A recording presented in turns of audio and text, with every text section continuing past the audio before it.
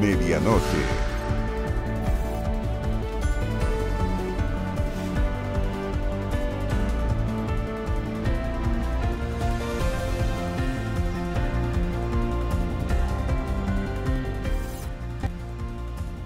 En el límite del plazo para tomar una definición, el presidente Gabriel Boric decidió postular este miércoles a Marta Herrera como candidata a fiscal nacional luego de la fallida nominación de José Morales, cuyo nombre fue rechazado por el Senado a finales de noviembre.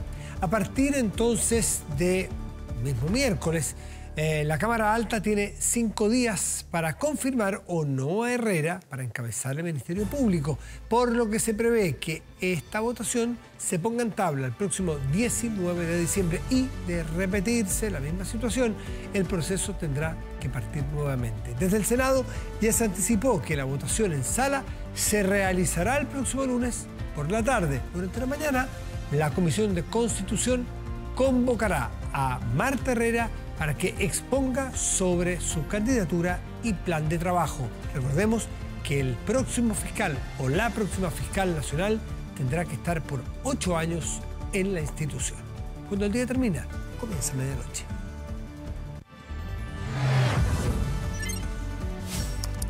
Medianoche. Y a propósito de nombramientos y a propósito de instituciones de la República, claro, la Fiscalía Nacional es una institución que es permanente, que está siempre allí y que se van renovando. En cambio, de lo que estamos eligiendo en materia constitucional son instituciones que tienen fecha de caducidad. De hecho, es para el proceso. Nos referimos, por ejemplo, al Consejo Constituyente, los exconvencionales, por llamarlo de algún modo, y los expertos o comisión experta que asesora, plantea un anteproyecto constitucional para que parta el proceso. Y acompaña, además, con voz, no con voto. Y de este nombramiento ha surgido, no sé si una polémica, pero al menos un debate. Y siempre hacer debate es interesante porque uno aprende. Con los expertos aprende más. ¿De qué se trata este debate? Estas personas expertas que van a presentar un anteproyecto a los elegidos, al 100% elegidos, a los 50 consejeros, ¿esas personas deben ser remuneradas o ad honorem? Hay algunos que tienen la postura de que ad honorem. El presidente de la República ha dicho lo contrario. Se lo preguntamos a Francisco Leturier, presidente del Consejo para la Transparencia. Francisco, entiendo que estás en Temuco. Buenas noches, gracias por recibirnos. ¿Cómo estás? Sí, hola, muchas gracias. Primero que nada, sí, quiero celebrar las maravillas de la tecnología. Estoy aquí en la comunidad de Nilpe, con unos peñis, haciendo un asado. Me están esperando afuera con un cordero al palo. Y bueno, mientras tanto conversamos acá. Qué buen panorama. Así que les quería mandar un saludo a ellos también. Por supuesto. Bueno, ¿por qué vamos nosotros, por qué acudimos a Francisco, que es presidente del Consejo para la Transparencia? Porque yo le voy a decir más o menos qué es lo que señaló el presidente Boric respecto de si deben ser o no pagadas estas personas. Dice, el rol de los expertos en procesos constituyentes debe ser totalmente transparente y para ello deben ser remunerados. ¿Está de acuerdo, Francisco Leturier? Totalmente, absolutamente de acuerdo con el presidente, porque todas las personas necesitamos vivir, necesitamos pagar el pan, si tenemos hijos, generan gastos, y tenemos que saber quién paga esos gastos. Hay personas que tienen recursos propios, que se los pueden pagar de su propio bolsillo, pero son muy pocas. La mayoría de los chilenos no tienen esos recursos y tampoco queremos limitar un proceso así importante solo a los chilenos millonarios. Sería absurdo, sería lo más antidemocrático que puede haber. Entonces, esas personas, la pregunta es, ¿quién les va a pagar? Son 24 los expertos, tampoco estamos hablando de 1.500 personas, son 24 expertos que tenemos que van a decidir lo más importante que se ha decidido en Chile en los últimos años. Entonces, entre que reciban plata de un lobista, de un empresario, de un partido político, y que reciban plata del Estado, que es un trabajo muy digno. A mí es una mala cosa esto de andar diciendo como que si fuera bueno trabajar gratis.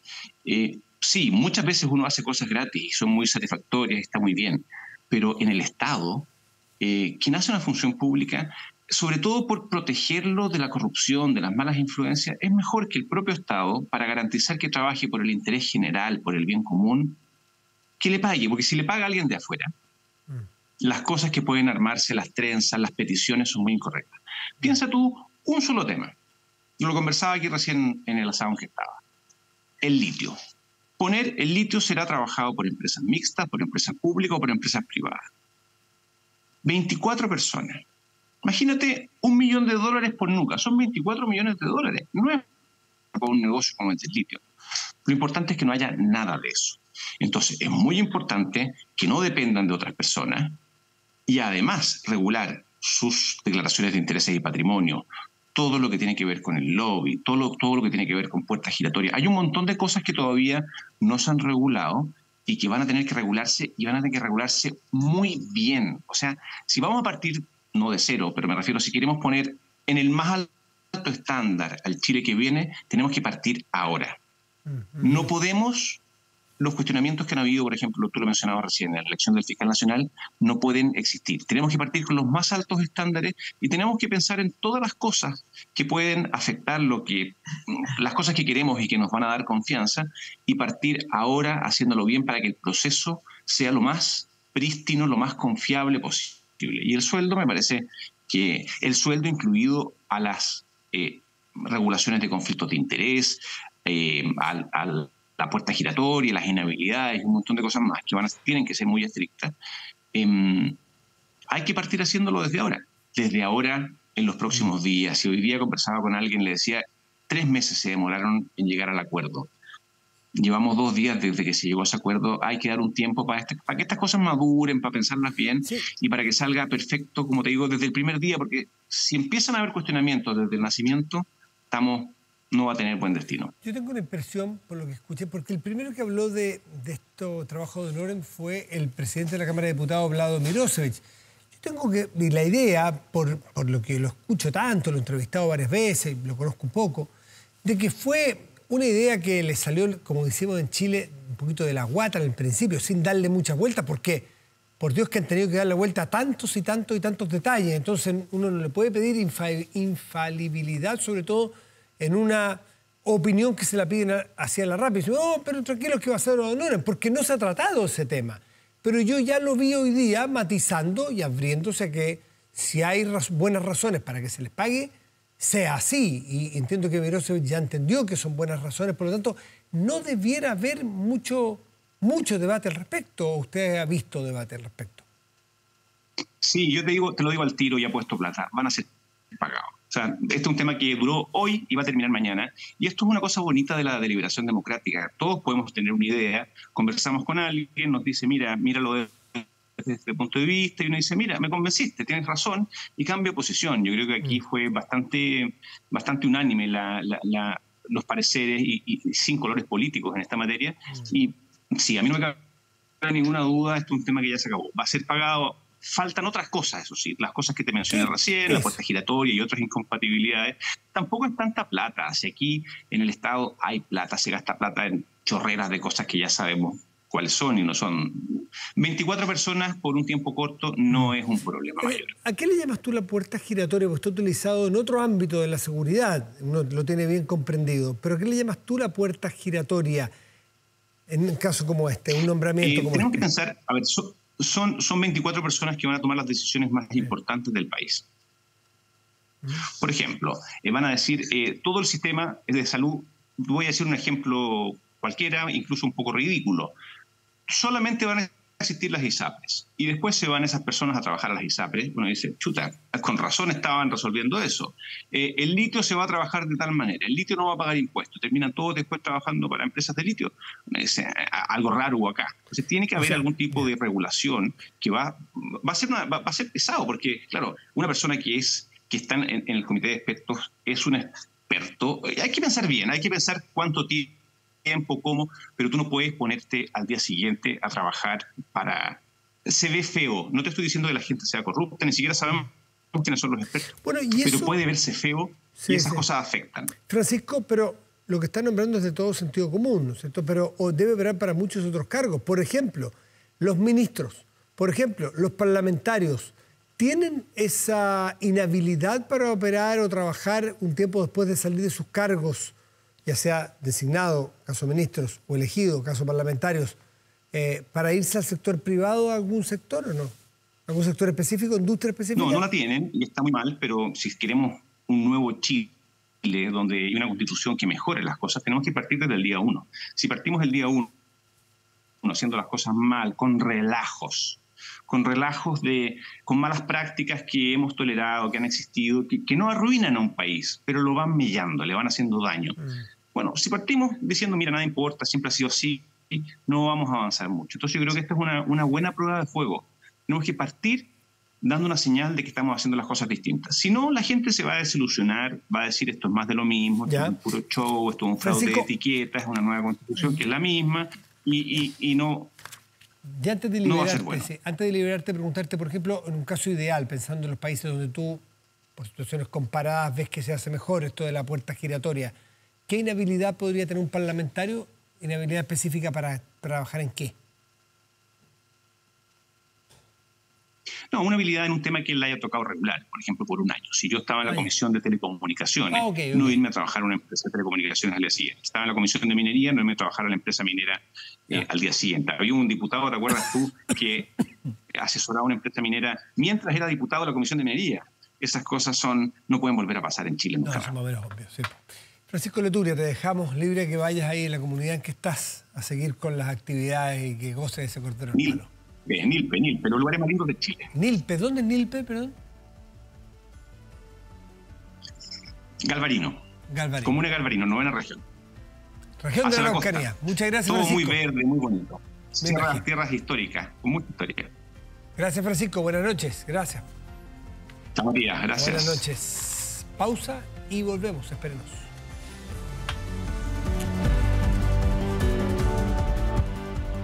Estamos de vuelta y de inmediato revisamos las informaciones más destacadas de la jornada con Marco Fleming.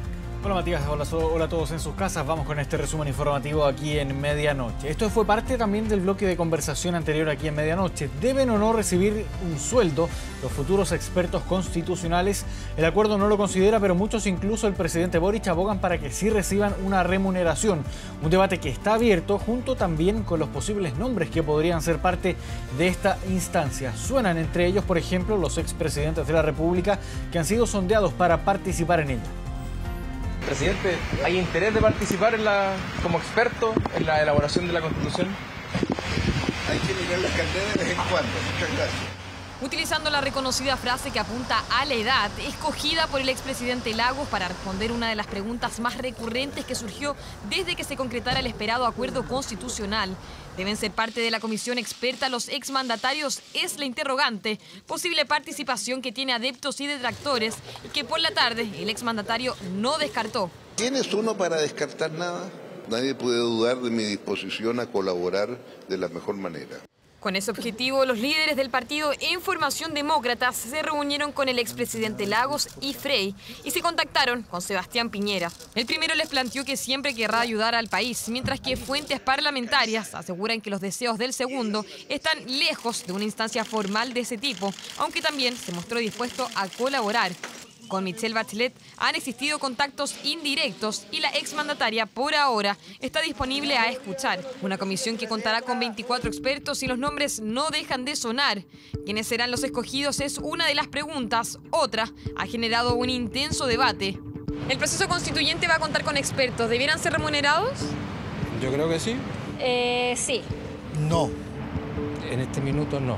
Sí, porque es tiempo. Sueldo mínimo. Diría un sueldo mínimo. Siempre los mínimos. Como un diputado. Yo creo que sería prudente. Fue el presidente de la Cámara quien, tras el acuerdo, abrió la discusión. Estos expertos no van a recibir remuneración. Una sentencia que provocó reparos y fue el propio presidente Boric quien en su cuenta de Twitter abordó el tema.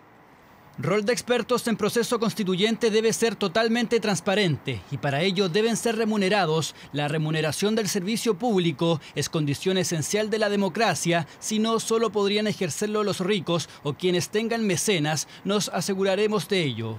Expertos que por ahora no tendrían remuneración, aunque todo indica que en ese punto el acuerdo cambiará. Distintos a los futuros consejeros que sí serán pagados. La única referencia para remuneraciones de este tipo es la antigua Convención Constitucional. La dieta de los ex convencionales estaba en la propia Constitución y equivalía del orden de 2.700.000 pesos mensuales. Y teniendo en cuenta que se extendió el proceso que duró 12 meses más la preparación del proceso, en total se gastaron 22.500 millones de pesos.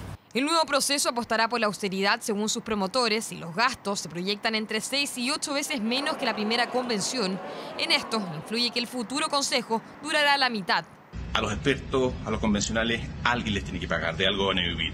Lo importante es saber quién les paga, que no sean grupos de intereses, lobistas. Esto es demasiado importante para empezar a ahorrar con cosas chicas. En el Congreso, instancia que debe aprobar la reforma, hay distintas posiciones, aunque prima la postura que los expertos deben ser pagados. ¿Le parece a ustedes que puede alguien dedicar una jornada laboral relevante de su trabajo cotidiano sin recibir remuneración? No solo los expertos, sino que también los convencionales y las campañas no sean a costa del bolsillo de los chilenos.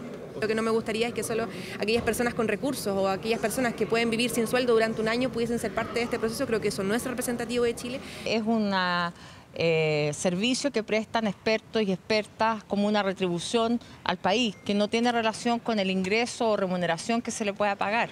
Debate abierto por el que incluso surgen propuestas que apuntan a levantar cuentas bancarias. Discusión que debe generar certezas, las que se plasmarán en la futura reforma que será analizada por el Congreso durante las últimas semanas de diciembre. Lo adelantaba Matías del Río al inicio de este programa. El presidente Gabriel Boric decidió postular a Marta Herrera como candidata a fiscal nacional. Ahora el Senado tiene 5 días para confirmar o no a Herrera para encabezar el Ministerio Público, por lo que se prevé que esta votación se ponga en tabla el próximo lunes 19 de diciembre. Vamos a revisar a continuación las reacciones. Está la ministra secretaria general de la Presidencia, Analía Uriarte, y también reacciones de parlamentarios. Esperamos, por cierto, que si el presidente envía por segunda vez un nombre para aprobación del Senado, ojalá el Senado considere esta circunstancia, puesto que el nombre es un nombre de la quina elaborada por la Corte Suprema, por lo tanto entendemos no debiera haber un rechazo, una situación de disconformidad. Mira, yo creo que puede generar consenso, yo creo que tiene todas las cualidades para que eso ocurra, pero una cuarta característica es que es mujer y que sería inédito. Creo que el gobierno está haciendo una apuesta riesgosa, ¿no? Porque recordemos que en el primer proceso también postuló la señora Herrera y no obtuvo el apoyo del gobierno para ser presentada en el Senado. Ha sido raro este proceso, eso es verdad, ¿no es cierto? El mismo hecho que el gobierno esperara hasta el último día. Uno de repente espera algo un poco más de deferencia, ¿no es cierto? Que lo hubiera mandado ojalá durante la última sesión que ellos sabían que teníamos. Lo primero que deben probar es que esta vez sí hicieron al menos la pega con los senadores del propio oficialismo. Personalmente empezaré a revisar los antecedentes desde hoy.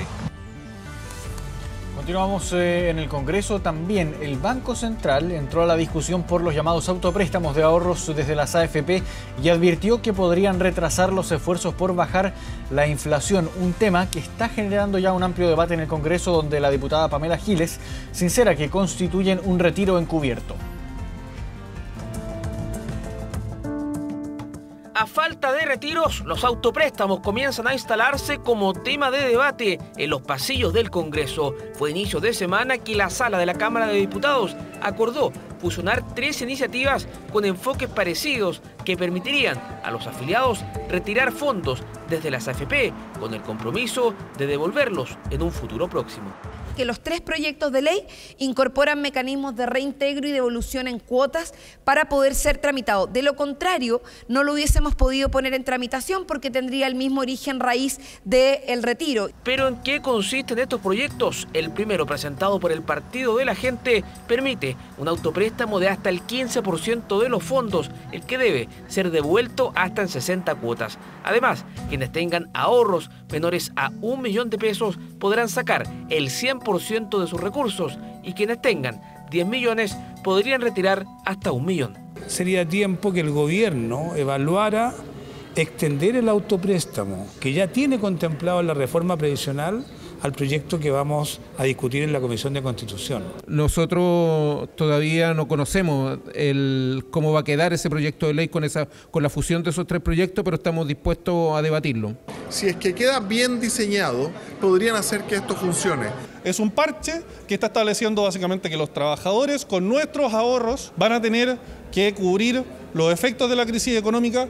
Los otros dos proyectos son similares. El de Pamela Giles considera el retiro de hasta el 100% de los fondos, los cuales deben comenzar a ser pagados en un plazo máximo de 5 años, situación que se suspende si es que el trabajador no tiene empleo formal. La parlamentaria sinceró que estamos en presencia de un retiro encubierto. Las condiciones que se proponen allí son las de un retiro eventualmente. Los subterfugios de la diputada Cariola no han dado resultado y lo que vamos a empezar a tramitar en la práctica un posible retiro. Discusión que toma fuerza ante la imposibilidad de legislar nuevos retiros hasta el próximo año y que es seguida de cerca por el Banco Central en medio de la alta inflación.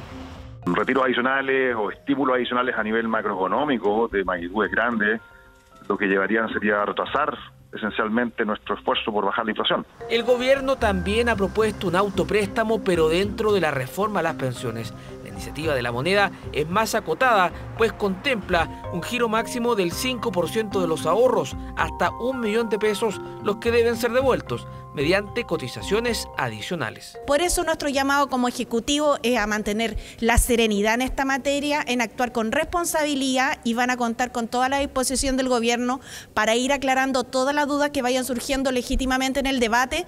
Debate que toma fuerza en el Congreso y que durante la próxima semana comenzará su tramitación en la Comisión de Constitución de la Cámara de Diputados. Avanzamos a otras informaciones. Código Rojo es el nuevo plan organizado por las autoridades de la región metropolitana para enfrentar la ola de calor. ¿A qué se deben estas temperaturas tan altas para diciembre y cómo nos podemos proteger? Vamos a revisar a continuación el informe preparado por Belén Arellano. Llevamos 21 días con una ola de calor climatológica. El dicho morirse de calor dejó de ser solo una metáfora y hoy se ha vuelto una peligrosa realidad que tiene el potencial de afectar a millones de personas. Entonces, esto no es solamente un tema de prevenir el ambiente, esto es un tema de salvar vidas humanas. Vidas humanas que en nuestro país buscan como pueden formas para protegerse de las altas temperaturas, sobre todo quienes trabajan al sol. Bastante líquido, ¿verdad? Y bloqueador, por supuesto. Los legionarios, que esto ayudan harto. Aquí andamos con protector y un gorro, pero igual aún así es mucho el calor. Mucho mote con huesillo. Y yo, mire, lo tengo súper helado, con harto hielo. En la capital, los termómetros han superado los 30 grados, siendo el domingo 11 de diciembre el día más caluroso del año hasta ahora, con 38 grados en Talagante y Melipilla. Mañana nuevamente estamos con un aviso meteorológico que abarca desde la región de Coquimbo hasta la región del Maule. La RM mañana en promedio va a estar en torno a los 34 grados. Para ayudar a los chilenos a enfrentar esta ola de calor, las autoridades de la región metropolitana, encabezadas por el gobernador Claudio Orrego y la delegada presidencial Constanza Martínez, crearon un plan llamado Código Rojo, que consta de un primer protocolo regional para combatir las temperaturas extremas.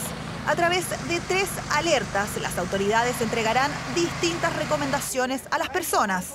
El color verde será la primera etapa de emergencia y ocurrirá cuando las temperaturas bordeen los 33 grados. Aquí, las autoridades harán un llamado a la prevención y entregarán artículos de cuidado.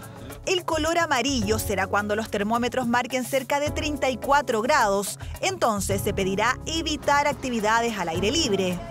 El rojo será el nivel máximo de alarma. Aquí el llamado es a no exponerse al sol a menos que sea estrictamente necesario, por lo peligroso que puede resultar para la salud.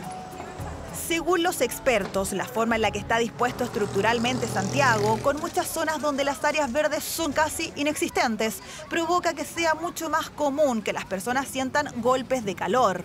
Esto afecta a toda la población, pero sobre todo a aquellas comunas que tienen menor cobertura vegetacional. En el caso de Santiago, por ejemplo, hay una diferencia abismante entre comunas como Barnechea o Vitacura, que tienen cerca de un 60% de cobertura vegetal, versus otras comunas que no alcanzan a tener un 2% de cobertura vegetal. Debido a esto, la sensación térmica en la zona norte de la capital siempre es 1 o 2 grados mayor. Sacamos la manguera y nos mojamos porque no hay otra manera de capearlo. No hay cómo. ¿De dónde? Bastante fuerte, más fuerte que ni en Colombia, porque yo soy de tierra caliente y aquí sí está duro el calor. Los climatólogos llaman a las personas a mantenerse hidratadas y al uso constante de bloqueador, ya que se espera que las temperaturas se mantengan altas durante todo el verano. Y este jueves se esperan hasta 36 grados de máxima en Santiago y es por ello que refrescarse se hace imprescindible y hay una alternativa que está ganando terreno, el agua purificada en bidones cuyas ventas se han duplicado y han mantenido el precio. Otro de los productos preferidos por estos días, los helados, han aumentado un 16% en un año.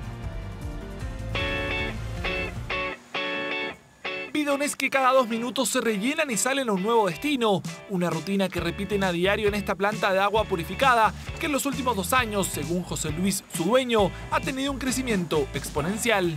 De la pandemia hacia acá ha sido un movimiento masivo de consumo de agua purificada. Bueno, ahorita aproximadamente nosotros estamos vendiendo por encima de los 10.000 bidones mensuales. Y obviamente crecimos exponencialmente los últimos años. Números más que positivos, que son gracias a una tendencia que gana terreno en nuestro país. El consumo de agua en bidones cada vez tiene más adeptos. Compré esa máquina y no ha cambiado más. Siempre la uso, siempre la uso. ¿Sí que sale con la máquina, sale calientita como para el café o fría? Ya. Claro, es que en el fondo lo que consumí en bidón lo dejáis de consumir en agua potable. Buenísima, pero no es tan cara tampoco parece, ¿no? Sí, para. Un producto que tiene precios variados y que, según José Luis, no ha recibido el golpe de la inflación. De 600 pesos hasta 3.000 pesos.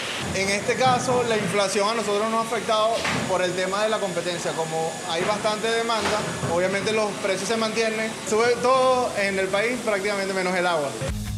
Es tanta la demanda por el agua en todos sus formatos que incluso a algunas cafeterías les ha costado poder adquirirlas. He tenido muchos problemas con el tema del abastecimiento de agua mineral, principalmente en las botellas de 500 cc con gas y sin gas. Sencillamente hay días que no hay agua mineral o cuando hay se acaba el stock muy rápido. Una alternativa para este verano que compite con un clásico que no pasa de moda.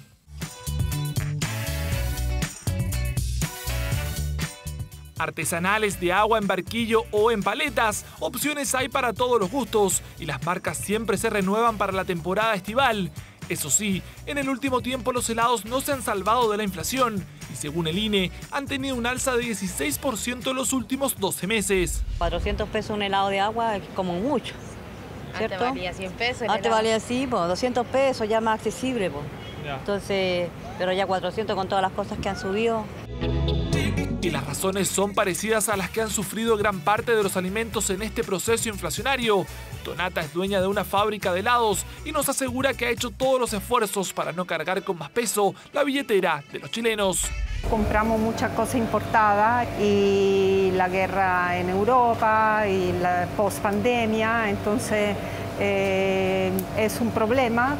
Los costos han subido mucho, pero lo que hemos decidido nosotros es achicar el margen. Un impacto que de todas maneras desde la industria esperan no los golpee en su temporada más alta y menos en Año Nuevo, donde el helado de piña es un infaltable. Chile es el principal consumidor de helado en toda Sudamérica, llegando a 9 litros per cápita al año. Se nos viene diciembre, donde sabemos que se nos vienen fiestas muy relevantes y el helado de piña no puede faltar. Y es aquí donde se nos duplican las ventas de este producto. Nuevas tendencias para un verano que pareció adelantarse y que tiene a miles de chilenos buscando la fórmula para poder refrescarse.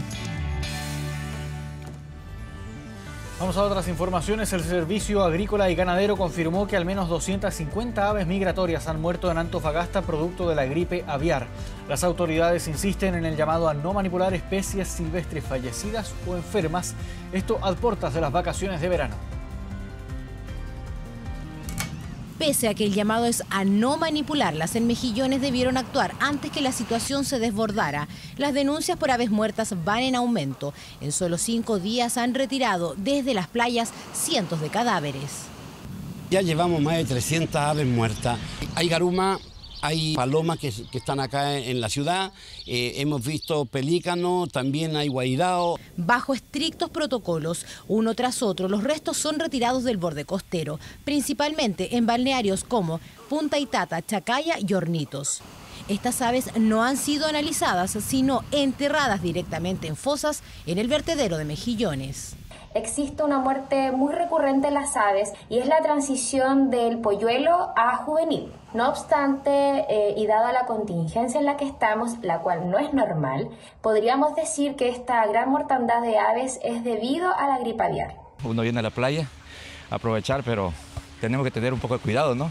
También se preocupa porque ya se vendría expandiendo más la enfermedad esa que viene llegando. Y pese a que estas 300 aves no están en los registros del SAC, la cifra de ejemplares contagiados sigue creciendo.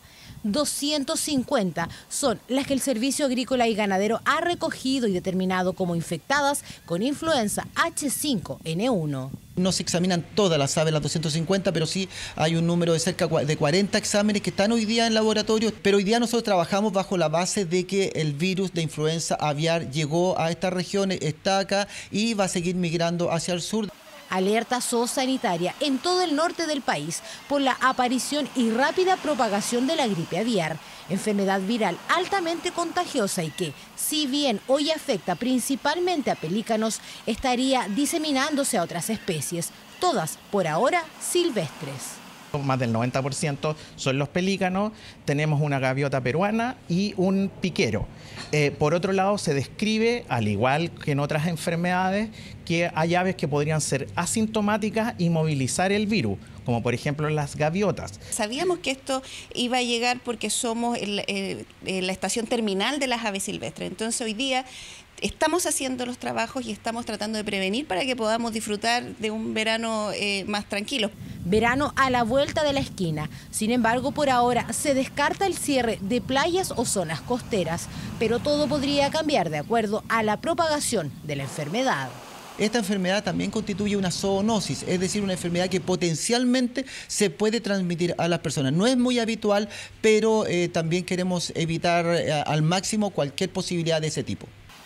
Por eso se insiste en el llamado a evitar visitar sectores con gran presencia de aves y a no manipular ejemplares muertos o enfermos. Solo pueden actuar quienes estén autorizados, como el personal municipal de Mejillones, quienes han adoptado las medidas de bioseguridad correspondientes.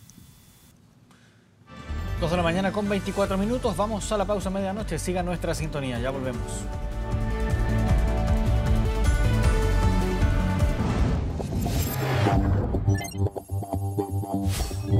Internacional.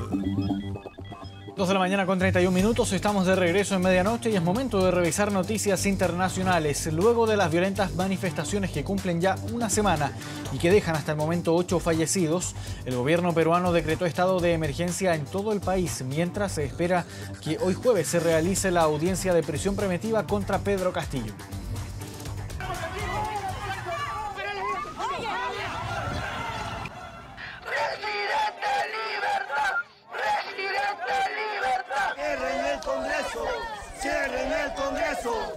Una semana se cumple desde el intento fallido de disolución del Congreso de Pedro Castillo, la aprobación de su destitución y su posterior detención. 7 días donde las protestas en las calles de varias ciudades de Perú no cesan, con un coro que pide la renuncia de la presidenta Dina Boluarte, el cierre del Congreso y el adelanto de las elecciones generales. ¡Castillo es el pueblo! ¡Y el pueblo no responda! ¡Mira lo que hicieron! ¡Malos policías! ¡Me golpearon inocentemente! Protestas que especialmente en el sur andino se han tornado incontrolables. De hecho, este miércoles el ministro de Defensa decidió declarar estado de emergencia por 30 días en todo el país. Debido a los hechos vandálicos, violentos, a la toma de carreteras y de caminos, que ciertamente ya son actos que se están estabilizando y están siendo controlados por la Policía Nacional y por las Fuerzas Armadas. Declaraciones que llegaron justo cuando el Poder Judicial anunció que se reprogramará para este jueves la audiencia de prisión preventiva contra Pedro Castillo. Hoy vuelven a coartar mi libertad con 18 meses de prisión preventiva. Pido a la Comisión Interamericana de Derechos Humanos que interceda por mis derechos y los derechos de mis hermanos peruanos. Una audiencia que estaba fijada para este miércoles y donde a solo minutos de su inicio el abogado de Castillo anunció su renuncia a la defensa del exmandatario. Es que ¿cómo lo voy a defender si no tengo la notificación? No tengo los argumentos de la Fiscalía, no tengo el requerimiento. ¿Cómo puedo yo defender en esas condiciones a un ciudadano? Pedro Castillo está siendo investigado por el delito de rebelión tras el pronunciamiento del 7 de diciembre, considerado como un intento de autogolpe de Estado. La Fiscalía pide 18 meses de prisión preventiva contra el expresidente, mientras desde la Corte Suprema aseguran que enfrenta un delito que implica de 5 a 10 años de cárcel. Yo creo que viven en otro planeta, porque lo que vemos que recibe 132 visitas, ¿qué secuestrado está? En las redes, a través de las redes informa todo. ¿Acaso se le ha hecho se ha abusado de él en el sentido de algún torturaje o cualquier tipo de violencia? Nada. Mientras la mandataria sugirió que las elecciones podrían ser incluso el próximo año. Legalmente, los tiempos calzarían para abril de 2024. Sin embargo, haciendo reajustes, ayer conversando, esto se puede adelantar a diciembre del 2023. Declaraciones que responden a las peticiones de manifestantes en todo el país. En al menos 13 de las 24 regiones se registran protestas y los vuelos de los aeropuertos de Cusco, Arequipa, Andahuaylas y Juliaca se encuentran totalmente suspendidos.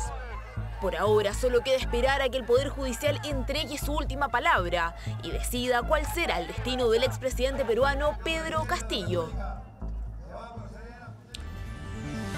Dejamos de lado las noticias internacionales, volvemos a la capital, vamos de inmediato a las calles de Santiago, tomamos contacto con Francisco Chaparro para conocer las noticias policiales de las últimas horas. ¿Cómo está, Francisco? Buenas noches.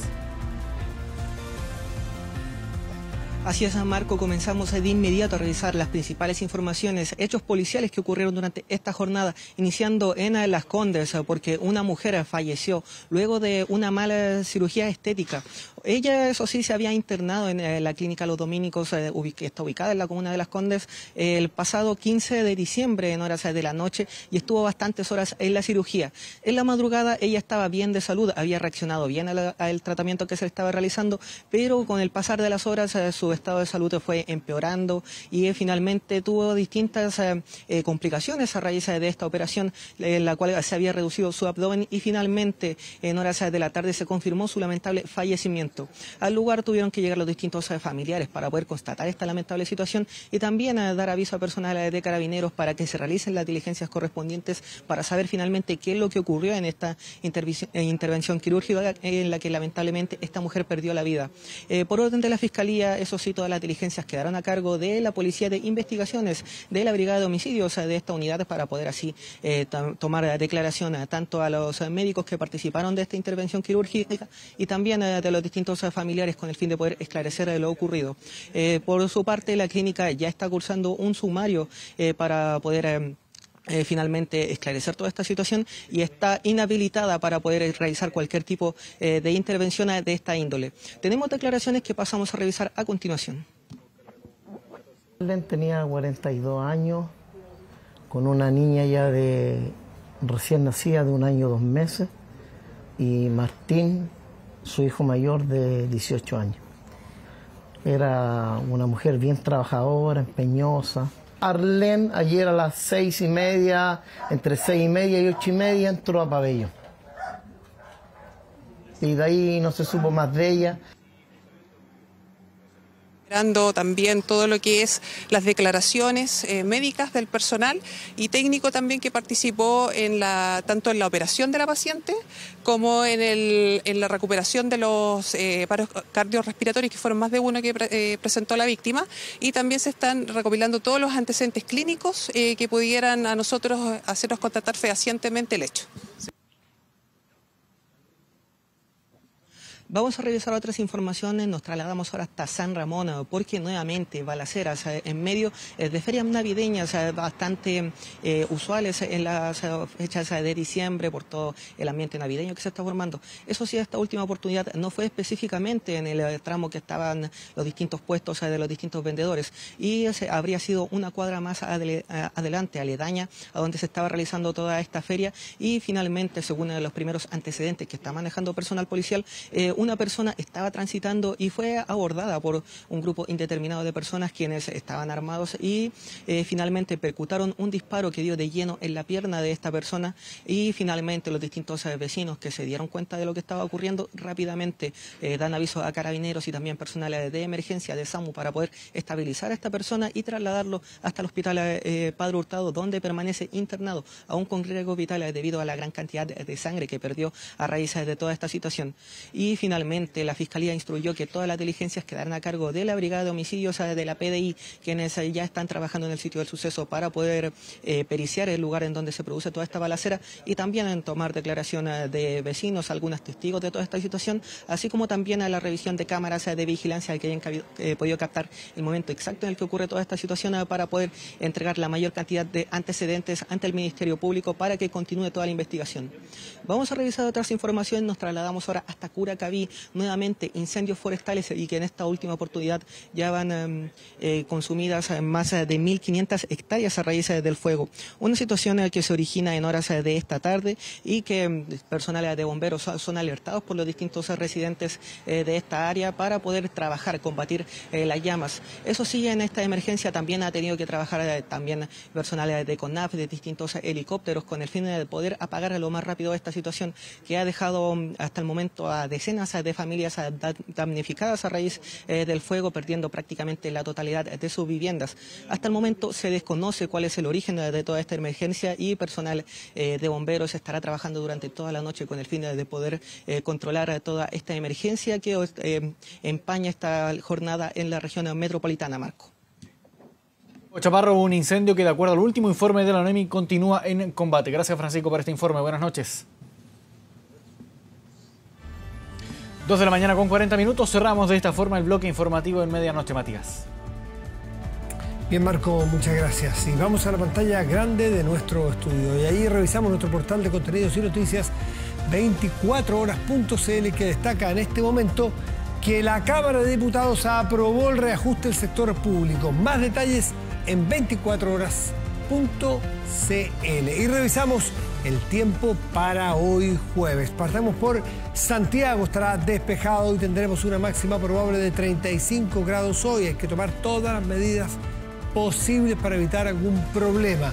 Y en Quellón, en la parte sur de la isla grande de Chiloé, en la región de los lagos, el cielo estará parcial y tendrá una máxima probable de 16 grados. Con esta información nos despedimos. Agradecemos su atención y los dejamos invitados a seguir atentos a las pantallas de TVN y todas sus plataformas. Que tengan muy buenas noches y gracias por venir.